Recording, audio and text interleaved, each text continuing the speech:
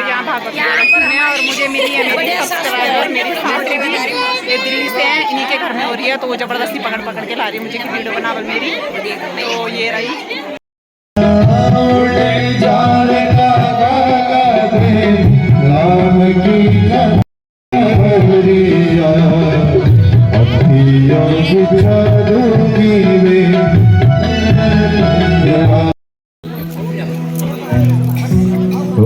हरि ओम अहं स्वस्ति सत्येन इंद्रो योदसवाः स्वस्ति नः पूर्वा स्ववेदाः स्वस्ति नस्तारक्षो अरिष्टनेमिः स्वस्ति नो बृहस्पतिर्दधातु ॐ योः शान्तिरन्तरिक्षं शान्तिः पृथिवी शान्तिरापः शान्तिरोषधयः शान्तिः वनस्पतयः शान्ति विश्वे देवाः शान्ति ब्रह्म शान्तिः सर्वगुण शान्तिः शान्तिरेव शान्तिः सामा शान्तिरेति। नमोस्तुते व्यास विशाल बुद्धे फुल्लारविन्दं यद्वक्त्रने। तो ये कथा से पूर्व अपनी मन और वाणी को पवित्र करते हुए सभी भक्तजनों से अनुरोध है कृपया शांति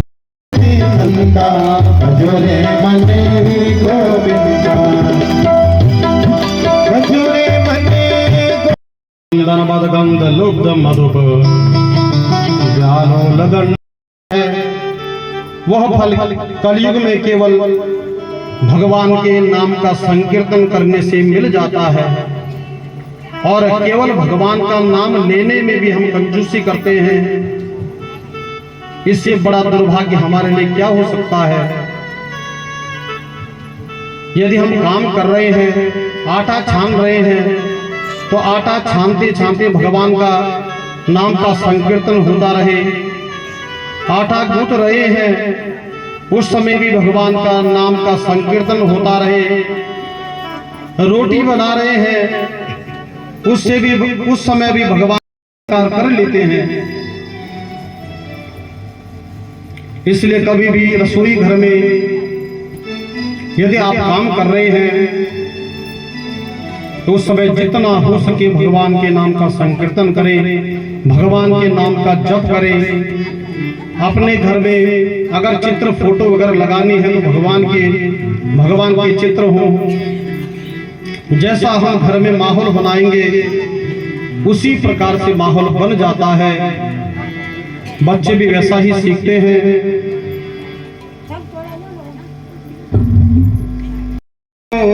माधवेति श्री कृष्ण गोविंद हरे मुरारी, हे नाथ नारायण स्वामृतम एकदेव गोविंद दामोदर माधवेति। पितामह कहते हैं कि इससे अच्छी मृत्यु मुझे क्या हो सकती है कि आप सामने खड़े हो और मेरी मृत्यु हो जाए। मेरी तो मृत्यु सुधर जाएगी, इसलिए अब मैं जीना नहीं चाहता। और पितामह ने भगवान के चरणों में ध्यान लगाया और अपने पंच भौतिक शरीर को त्याग दिया। उसके बाद महाराज पांडवों ने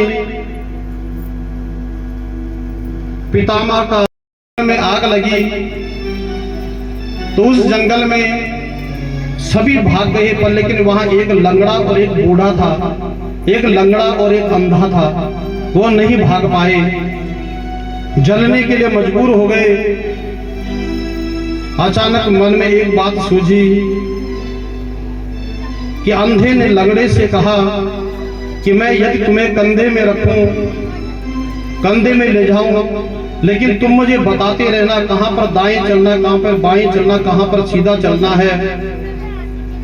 और उस अंधे ने लंगड़े को कंधे पर रखा और चलने लगा। जहां पर दाएं चलना था वह लंगड़ा बताता गया और इसी प्रकार से जंगल से बाहर आए, उनकी जान बच गई। कहने का तात्पर्य है लंगड़ा क्या है? लंगड़ा है बुढ़ापा। बुढ़ापा लंगड़ा होता है और जवानी अंधी होती है। जब कोई जवान होता है उससे कुछ भी कहो वो समझता है शायद मैं जीवन भर ऐसे ही ताकतवर रहूंगा, मैं कभी बूढ़ा नहीं होऊंगा। इसलिए वो किसी की नहीं सुनता, केवल अपनी लगाता रहता है। इसलिए यौवन को अंधा बताया गया है और जो बुढ़ापा है वो लंगड़ा है। तात्पर्य कहने का है, जिस प्रकार से उस अंधे ने लंगड़े को कंधे पर रखा तो उसका जीवन बच गया, उसी प्रकार से अंधा यानी कि यदि जवान बूढ़े यानी कि माता पिता को कंधे पर रखना यानी कि उनकी बात को सिरोधार्य करके अपने जीवन में आगे बढ़े तो वह कहीं मार नहीं खा सकता, हर मुसीबत से पार हो सकता है। इसलिए हमेशा माता पिता को ऐसे ही नहीं समझना चाहिए। कई लोग होते हैं कि अपनी यौवन अवस्था के चक्कर में, जवानी के चक्कर में बूढ़ों का अपमान कर लेते हैं।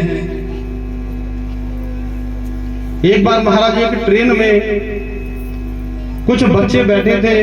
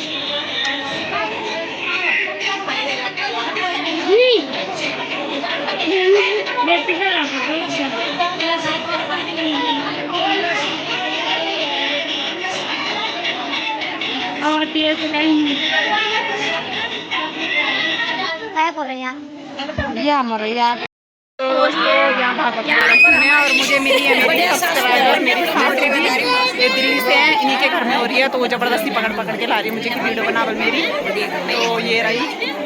तो दोस्तों ये हैं सासू जी, तो देख सकते हैं आप इन्हें। ये मुझे बोल रही है पकड़ पकड़ के इसकी वीडियो बना, हम बल तेरे ब्लॉग देखते हैं। तो क्या हो रहा है आपके घर में, थोड़ा सा आप कुछ बताएंगे? भागवत। अच्छा, सप्ताह हो रही है ना भागवत, 7 दिन की। तो ये मेरी सासू जी हैं। ये दिल्ली रहते हो आप? हाँ, ये दिल्ली रहते हैं। तो इन्होंने मुझे पहचान लिया लेकिन मैंने नहीं पहचाना। अब मैंने पहचान लिया, मेरी सास जी हैं ये मेरे देवर जी है। अच्छा, ये मेरे देवर जी है। वो मेरे ठीक है। ये मेरे देवर है, ये मेरे हस्बैंड है। अच्छा, ये मेरे बच्चे हैं।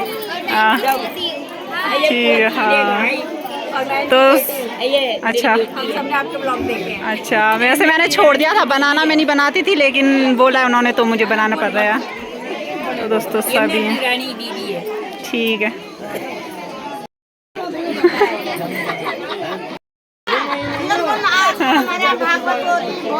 ये हमारे हमारे रिश्तेदार आ रहे हैं। ये मेरे परिवार के, ये मेरे ठीक है, ठीक है, ठीक है। जी हैं, ये ताऊ जी हैं, ऐसे ही मेरी बड़ी सास है या छोटी सास है। फेमस है जब हम वहाँ जाते हैं। तेरी बुआ का ससुराल है ये। हाँ हाँ हाँ, सोनी पोपू। तो तो दोस्तों मन खुश हो गया, मन तृप्त हो गया, कसम से बहुत अच्छा लगा हमें वहाँ जाके। वो बोले तो कथा सुन के बहुत ही अच्छी अच्छी बातें बताई पंडित जी ने कथा में। बहुत इन्जॉय हुआ, डांस भी हुआ। मुझे मेरे सब्सक्राइबर भी मिले। सासू जी दिल्ली में रहते हैं, वो मतलब हमारे रिलेटिव ही हैं वो। तो पकड़ पकड़ के लेके गए मुझे कि बल हमारा ब्लॉग बना, क्योंकि आप लोगों को तो पता ही है मैंने छोड़ दिया ब्लॉग बनाना, क्योंकि चैनल मेरा मोनेटाइज हो नहीं रहा है। वैसे भी घर में कुछ होता नहीं है ब्लॉग बनाने के लिए, तो मैंने छोड़ दिया था, पर उन्होंने बोला जिद की तो मैंने तब बना लिया। बहुत अच्छा लगा मुझे उनसे मिलके, बहुत ही अच्छे लोग हैं कसम से। सारे वहाँ जितने भी मुझे मिले बहुत अच्छे लोग, मतलब समझदार लोग जिनको बोलते हैं शहर के, बहुत ही समझदार सुलझे हुए लोग। मज़ा आ गया दोस्तों, कसम से दिल खुश हो गया वहाँ जाके। कल देखते हैं, वैसे तो कल मैं मार्केट जाऊँगी, टाइम मिलेगा तो तब जाऊँगी फिर शाम को। तो मुझे लग रहा है दोस्तों कि अब फिर से मुझे व्लॉगिंग स्टार्ट करनी पड़ेगी, नहीं तो मेरे सब्सक्राइबर जो हैं वो फिर मेरे बिना उनको अच्छा नहीं लगेगा, वो मुझे मिस करेंगे। तो कभी कभी बना लिया करूँगी जब कुछ होगा बनाने लायक।